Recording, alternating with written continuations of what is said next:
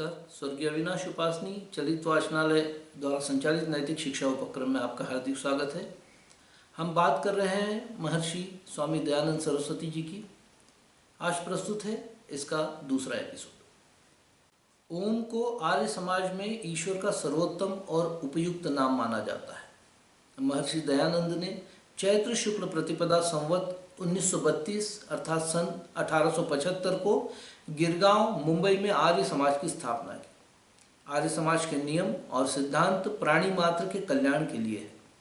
संसार का उपकार करना इस समाज का मुख्य उद्देश्य है, अर्थात शारीरिक, आत्मिक और सामाजिक उन्नति करना। महर्षि दयानंद ने तत्कालीन समाज में व्याप्त सामाजिक कुरीतियों तथा अंधविश्वासों और रूढ़ियों, बुराइयों व पाखंडों का खंडन व विरोध किया, जिससे वे सन्यासी योद्धा कहलाए।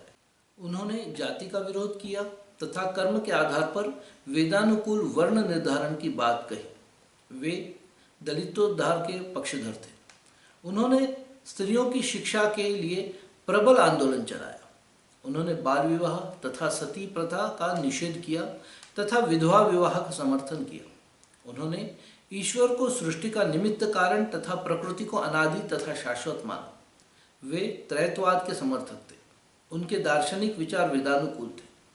उन्होंने यह भी माना कि जीव कर्म करने में स्वतंत्र है तथा फल भोगने में परतंत्र है। उनके अमर ग्रंथ सत्यार्थ प्रकाश, संस्कार विधि और ऋग्वेद आदि भाष्य भूमिका में उनके मौलिक विचार सुस्पष्ट रूप में प्राप्य है।